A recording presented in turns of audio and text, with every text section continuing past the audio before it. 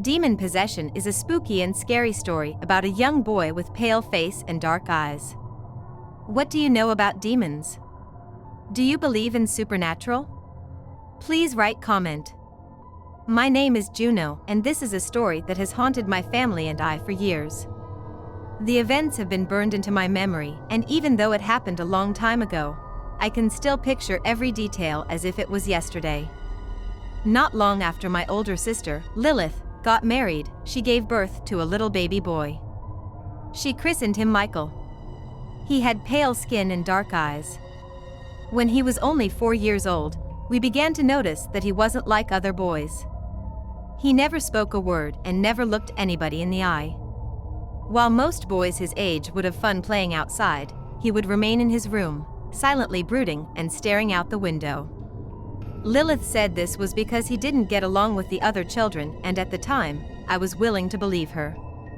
However, when I quizzed some of the local children, they all said the same thing: we don't like Michael. He's evil. As Michael grew older, he seemed to become even more pale, and his eyes always had a sinister gleam in them. He refused to speak. This concerned the rest of us, but whenever I mentioned it to Lilith's husband, he would just shrug his shoulders like it didn't matter. Michael's behavior became even more bizarre. Often, he would disappear for hours. When his mother searched for him, she would eventually discover him in the woods, killing small insects and animals and hanging their bodies on trees. On one occasion, all of the knives in the kitchen went missing. Lilith found them under Michael's bed. It was the middle of winter and Lilith was going to dinner with her husband. She asked me to babysit Michael. She sounded desperate, so I reluctantly agreed. I knew it had been ages since she and her husband had been able to go out to dinner alone. I met them in the driveway, just as they were leaving. They gave me a phone number where I could contact them, and then they drove away. I strolled into the house and looked upstairs. The lights were off and the house was in complete darkness. I wanted to see how Michael was doing, so I wandered upstairs. When I opened the door to Michael's bedroom, a chill crept down my spine. I peered into the darkness and saw him sitting cross-legged on his bed, staring out of the window. He had his back to me. Working up the courage, I said, "Hey, Michael." There was no answer. I repeated myself, in case he didn't hear me. "Hey, Michael. Are you all right?" Still no answer. I was starting to get a little irritated, so I walked into the room and gently put my hand on his shoulder. I was about to tell him it was rude to ignore people, when I noticed something that scarred me for life. I raised my hand a little and was horrified to see that his skin was sticking to my fingers. I screamed hysterically and jerked my hand away. Strings of torn flesh hung off his shoulder. Suddenly, the room seemed to grow even darker, and I realized that the walls had black tar seeping out of the cracks. I wanted to run, but I was so terrified that I couldn't move a muscle. Then, without moving his body, Michael's head turned slowly around until he was staring directly at me. I could hardly bear to look at him. His skin was so pale it was almost glowing in the dark, and his eyes were so black and lifeless that it made the hair on the back of my neck stand on end. It was like nothing I had ever seen before. Just then, his face started to change. It seemed to be shifting and splitting apart, like cracks in fine china. Black tar trickled out of the cracks in his face. I panicked and began to back slowly out of the room. His dark eyes never left mine. He just stared at me as I retreated. Running downstairs, I called Lilith, and when she picked up the phone, I just managed to croak, "You have to come home now." "Juno," she asked when she heard my terrified voice. "What is it? What's wrong?" "It's Michael," I whispered. "There's something wrong with Michael. Come quick." A little while later, Lilith and her husband burst through the front door and demanded to know what was happening. I couldn't speak, I just pointed upstairs. Lilith just looked at me like I was insane, but her husband went upstairs to check on Michael. When he opened the door to his son's room, he let out a horrible shriek and shouted, "Lilith, get up here." He sounded so terrified that Lilith immediately ran upstairs and I followed close behind. When my sister peered into Michael's bedroom, she almost fainted at the horrendous sight that lay before her. The little boy's limbs looked like they had been twisted around his body. His arms were dislocated and his legs were wrapped around his stomach. It was as if his entire body had been stretched and tied into a knot. Lilith's husband phoned the hospital and we waited anxiously for an ambulance to arrive. When the paramedics saw the condition the boy was in, they immediately laid him on a stretcher and rushed him to hospital. The doctors examined him and scratched their heads in bewilderment. After conducting a number of tests, one doctor scanned through the results and noticed something that shocked him. "There seems to be something living in your son," he said hoarsely. "I don't know how to explain it." The doctor conferred with his colleagues for a while, then came back into the room. He stopped for a second and just stared at us. Finally, he said, "We think your son may be possessed by a demon." We all gasped in horror. We couldn't believe it was true, but there seemed to be no other explanation for the traumatic events. A group of Catholic priests were called in and they attempted to perform an exorcism on Michael. They kept him in a hospital room, while we waited nervously outside. We could hear Michael's groans coming from inside the room, as the priests did whatever they could to release the demon that lurked inside of him. A few hours passed. Lilith was sobbing quietly in the corner while her husband tried to comfort her. Unexpectedly, the lights started to flicker and we were plunged into darkness. Suddenly, I heard terrified screams coming from the hospital room. Then, there was a sickening ripping sound. More screams echoed through the corridor. Without thinking, Lilith and her husband scrambled out of their seats and ran into the room. I stayed in the corridor, afraid to move a muscle. Then there was a dead silence and the lights came back on. Cautiously, I stood up and slowly opened the door. What I saw terrified me to my very soul. Blood covered the entire room and dismembered corpses littered the floor. One of the priests had been beheaded. His back was completely ripped open and his spine had been pulled out along with his head. Another priest lay in pieces in the corner, his severed limbs still twitching. Then, my eyes caught sight of Lilith and her husband. They were lying on the floor in a pool of blood. Their eyes were blank, their bodies were stiff and their skin was shriveled and wrinkled. It was like something had just sucked the life out of them. Kneeling over them was a repulsive-looking beast with pus and blood oozing out of its back. It was eating the remains of my sister and her husband. It turned and looked at me over its shoulder. I recognized the pale face and dark eyes of a young boy I used to know. The Log Cabin is a scary story about a cabin in the woods that is said to be cursed. According to the legend, anyone who sets foot inside is doomed to die within 3 days. Dominique and her 2 friends, Taylor and Lily, came to a stop at the small log cabin at the end of the dirt road. They eyed each other nervously. "You girls ready?" Dominique asked. Taylor and Lily nodded but didn't answer. They had all decided to explore the old cabin, but it had a bad history. No one knows how or when, but this cabin was referred to as the Cursed Cabin. This was because everybody who stepped foot inside the house was believed to be automatically cursed. Everybody who ever went in the house had died within a 3-day period. They died of strange causes: car crashes, animal attacks, drownings, lightning strikes, murders, etc. Over 70 people had gone inside the cabin in the past 10 years, and all of them had died a few days later. That's why no one ever went near it. It had lain abandoned and untouched for the past 2 years. Until now.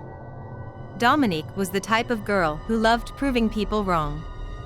She wanted to prove to everyone that the cursed log cabin was just a stupid urban legend. She had to literally beg on her knees to make her friends come with her. So here they all were, at noon, standing in a deserted part of the woods outside their hometown. They walked up to the front door of the cabin. Their hearts were pounding roughly in their chests. Dominique tried the knob and the door slowly creaked open.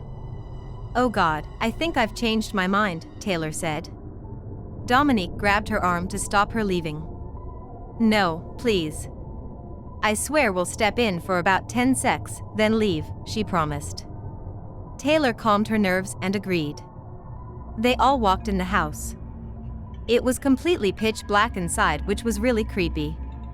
They stood in the front room and peered into the darkness. Okay. It's been 10 seconds, said Taylor. We've stayed long enough. Let's go. Hold on a few more minutes, Dominique said. All of a sudden, the three girls heard footsteps. They seemed to be coming from nowhere. Is that your footsteps, Dominique? Lily asked. And no, Dominique replied. The footsteps grew louder and seemed to be getting closer. Stomp. Stomp. Thump. Thump. That's it. I'm out. Taylor cried. This time Dominique agreed. She was officially freaked out. Her and Lily were already out of the cabin by the time she started running. She ran out without closing the cabin door behind her. The girls ran and ran until they got back to their car. They were breathing hard. That was scary, Taylor said. Dominique laughed. Seriously? Scary? All we heard was footsteps. That could have been anybody. Well, I'm just glad we're out, said Lily. That wasn't as bad as I thought. I've seen boogers scarier than that. But I hope tomorrow we'll still be alive, and the day after that, Dominique said. And the day after that, the three girls hung out at Dominique's place until about 9 o'clock that night. Then, they all went home. The next day, Dominique didn't wake up until 11. She felt great. She went downstairs and saw her mom making breakfast. Then suddenly, the phone rang. I got it, she sang. She didn't know why she was in such a good mood. She answered the phone. Hello, she greeted. Hey Dominique, the voice on the other end said. She knew it was Taylor, but it sounded all cracked and hoarse as if she'd been crying. Taylor? What's wrong? She asked. It's about Lily.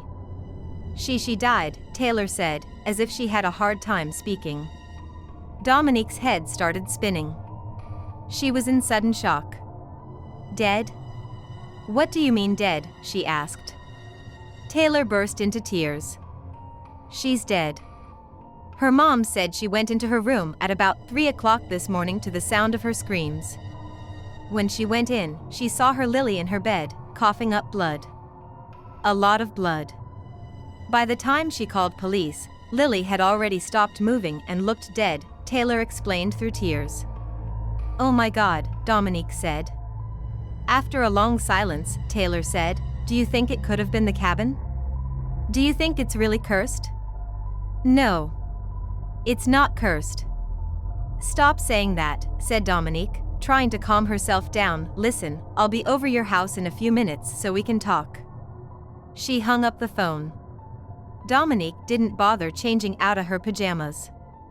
She just put on some shoes and walked out of the house without telling her mom. She jogged to Taylor's house. When she got there, the door was already unlocked. She went inside. Taylor, I'm here. Come downstairs. Dominique yelled from the bottom of the stairs. Coming. Taylor called back, her voice still sounding hoarse. Taylor left her room and smiled when she saw Dominique waiting at the bottom of the staircase. I'm so glad you're here, Taylor said, and began jogging down the stairs. But somehow Taylor lost her balance when she stepped on the third step. Dominique watched in horror as her friend came tumbling down the stairs. When she hit the bottom, Dominique ran to her side. She knelt down beside her friend and saw that Taylor's neck was twisted at an odd angle. It was broken. She knew Taylor was dead. Nuu. Dominique cried. She knew she was next. In a panic, Dominique leaped up from her friend's dead body and ran out of the house. Dominique didn't know where she'd run, but she knew she'd never stop running. She ran into the road and kept going. Too bad she never made it across. An oncoming car that was at 70 miles per hour barreled over her, which sent her flying to the pavement. She died within seconds. My stepdad keeps a secret in the shed. This is a scary story about creepy family secrets. Have you ever wondered what your parents hiding from you? When it all started, I actually liked my stepdad, Ryan. He and my mom met at some work event, and I could tell right away that he was good for her. Mom hadn't really laughed or smiled much in the 18 months after Dad passed away. Ryan gave something back to her, some spark or light or presence. He made her happy, and that made me happy, so I was willing to overlook the weirdness when it first began. Ryan was a giant, at least 6'6" or more. I was always surprised his shoulders could even fit through the doorway. He had a dark beard and a booming laugh that he fired off often. But something felt strange from our first meeting. It was his eyes, I decided later. They were small for his face, nearly black, and over the course of the dinner that Mom made for the three of us, I don't remember seeing Ryan blink once. The first 6 months after my stepdad moved in with us were pretty great. He and Mom had a date night at least once a week. Ryan even made time to hang out with me, which I respected. Not every new relationship is going to leave time for somebody to try to teach you how to drive or help with calculus homework, but the guy made an effort. I was stressed enough getting ready to go into my senior year of high school. Knowing that my mom had somebody who made her happy after Dad died was a relief in a lot of ways. I noticed early on, though, that certain oddities seemed to hover around my stepfather. Strangers watched him from time to time. Anytime I was out in public with him, I saw people looking at us. I could tell it was more than a casual reaction to Ryan's size. It felt familiar. Protective? Eyes followed us in restaurants and parks and stores. Mom seemed oblivious, but that's love for you, I guess. She and Ryan were dreamy-eyed for each other, and sometimes I felt like a teenage third wheel, but, honestly, the first couple of months were good for all of us. Then Ryan moved in with us and things got weird. My stepdad got a lot of letters and packages. He would wake up before the rest of us and go wait at the mailbox some mornings, but I still saw just how much correspondence came in. No matter the weather, even in the rain, Ryan would be waiting for the mailman. I tried, once or twice, to intercept the letters, but I never made it to the mailbox on time. Once Ryan had the boxes or envelopes, they'd disappear into a shed that he custom built on our property. It stayed locked at all times, and he told my mom and me very clearly that it was his private space. In addition to all of the mail, Ryan got a ton of calls at all hours. I'd step out of my bedroom in the middle of the night to use the bathroom and hear him whispering downstairs, having a conversation in the kitchen. Occasionally, I'd creep down the hallway hoping to catch a few words, but my stepfather seemed to have an almost supernatural sense about eavesdropping. Once, I made it most of the way down the staircase before his voice suddenly stopped mid-sentence. I attempted to tiptoe back up to my room, but when I reached the top of the stairs, I looked back to see Ryan staring up at me. His face was completely blank in the dim light, which was somehow worse than if he'd been angry. I stopped trying to listen in on his late calls after that. If it was just the letters and the phone calls, I could have let a sleeping dog lie. Even a year in, my mom was still over the moon, head over heels, madly in love with this strange, giant man. But then the long disappearances began. Ryan told us these were business trips, though he was always cagey about exactly what he did for a living. Something about property management, he told us. The man did well, financially, there was no doubt there. Within that first year, he was paying all of the household bills, taking my mom on fancy vacations, and even putting some money aside for my college fund, which was coming up so fast my nerves were absolutely fried. Ryan never went into details about his job, and his trips started lasting longer and longer.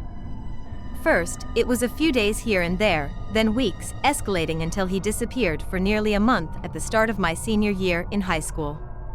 My mom nailed a smile to her face, but I could tell she was devastated and afraid. I decided to confront Ryan when he finally returned late one night in May. Mom was already asleep and didn't wake up when he pulled into the garage. I waited half an hour for him to get settled, then walked downstairs. Ryan was sitting at the kitchen table eating leftovers when I sat down. "Hey, kiddo," he said, smiling. The smile dissolved when I asked him where he'd been and then told him I didn't think it was right the way he was treating my mother, keeping her in the dark. "Go to bed," Ryan said, his face cold and flat again. It felt like the temperature in the room dropped. To my shame, I scurried away, unable to keep eye contact with those dark, dead eyes of his. But a resolution formed in my mind that night, a promise to myself I'd at least check the shed to see what my stepdad was storing. I ordered a lock-picking kit. Can you believe you can just buy that from Amazon? Then waited an agonizing week for Ryan and my mom to head out for the day. My amateur lock-pick kit made short work of the shed's defenses. There were 3 padlocks on the door. I got through them all in under 2 minutes.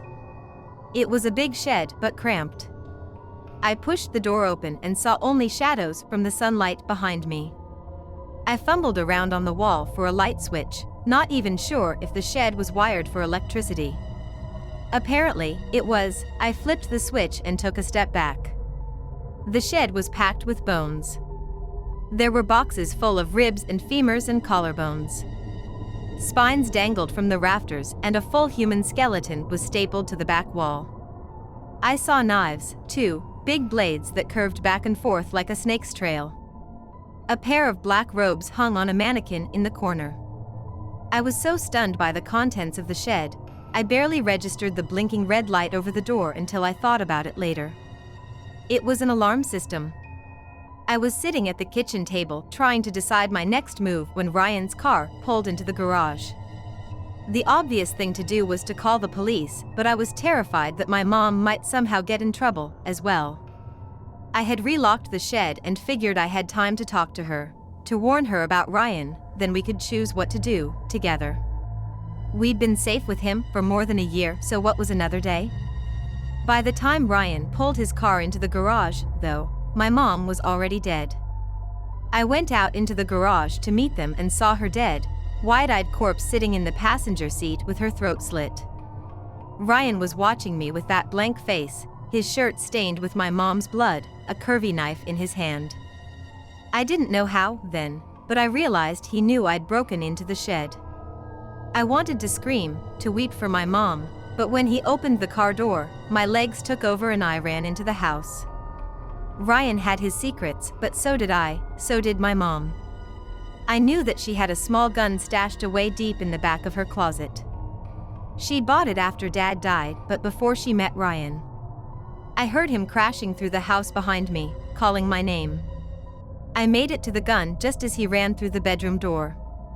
I fired it until the clip was empty and Ryan was sliding down the hallway wall, 6 bullets in his stomach and chest. The police arrived quickly. After searching the shed, I found out the truth. Ryan wasn't just a killer. He had a hidden life, several lives, actually. Several families. Some knew his secrets, others, like Mom, were meant for sacrifice. Ryan had his own little cult, complete with followers.